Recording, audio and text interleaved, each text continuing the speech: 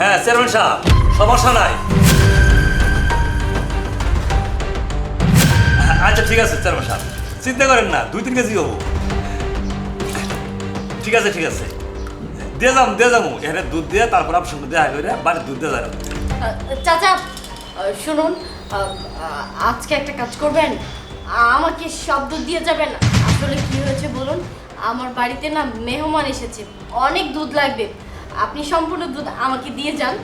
Madam আপনি এটা কি কইতাছে? সব দুধ দেওয়া যাবো না, কারণ চেয়ারম্যানের দুধ দেওয়া লাগবে, আমার ফোন দিছিল। চাচা এটা আপনি কি বলছেন?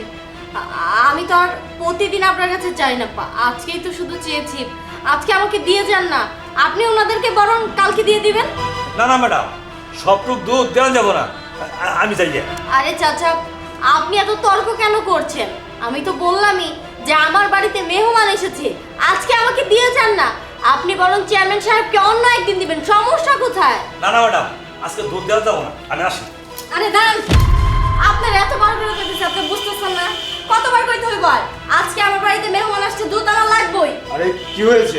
দুধ নিয়ে এত কাহিনী কিসের জন্য? দেখো না আমাদের বাড়িতে হ্যালো, মেহমান। দুধ লাগবো?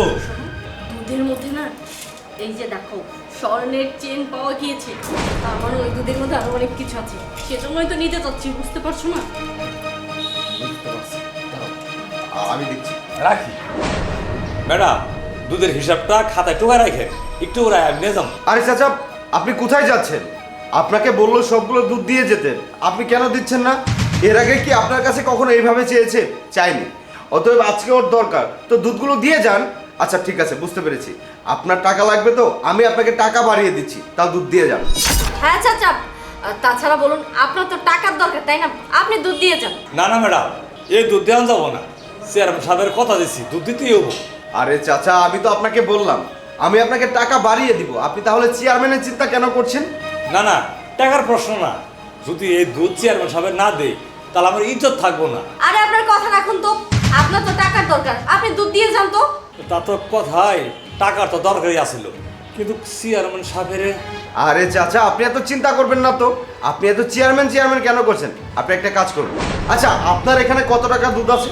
সর্বোচ্চ 300 টাকা, আমি আপনাকে 5000 টাকা দেবো, তাও আপনি দুধ দিয়ে যান আমাকে। না না, ঠিক আছে, দরকার হলে আপনাকে 10,000 টাকা দিব, তাও দুধ দিয়ে যান। না না না, এই 10,000 টাকা দিয়ে দুধ দেওয়া যাবো না। দেখুন চাচা, দুধ আমাদের প্রয়োজন, আর এই জন্য আমাদের কাছে আপনি টাকা বেশি চাচ্ছেন। ঠিক আছে, আমি আপনাকে 20,000 টাকা দিব, আপনি দুধ দিয়ে যান তো।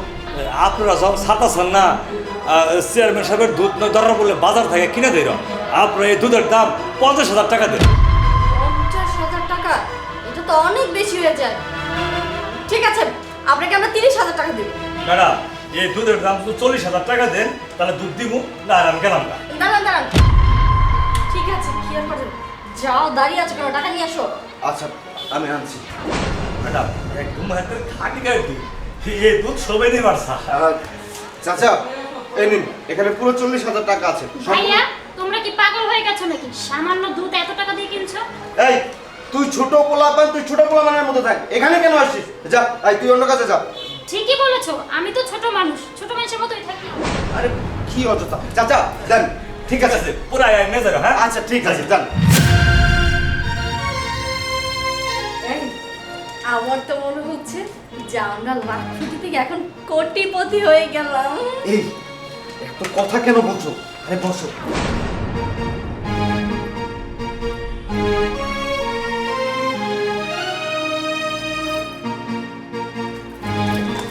এই, কি ব্যাপার?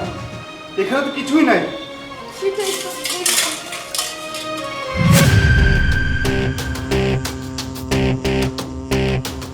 কি এটা? কি মানে, এটা তো কি এটা? স্বর্ণ। এটা স্বর্ণ? এটা স্বর্ণ? এটা হচ্ছে ইমিটেশন। কত বড় বোকা বানিয়েছে আমাদেরকে। 40,000 টাকা দিয়ে 40 টাকার জিনিস ধরিয়ে দিয়ে গেছে। কি ব্যাপার, এখনো আইতাছে নাকি? এই যাই বলছি, এই দেখ, কর করা 40,000 টাকা। ওয়াও, এই তো কত সুন্দর একটা দান মেরে আইছো। আমি ওই পাশে দান মারতে গেছিলাম, সামান্যর জন্য ধরা খাইনি, আমার টাকা কুচের মধ্যে আছে।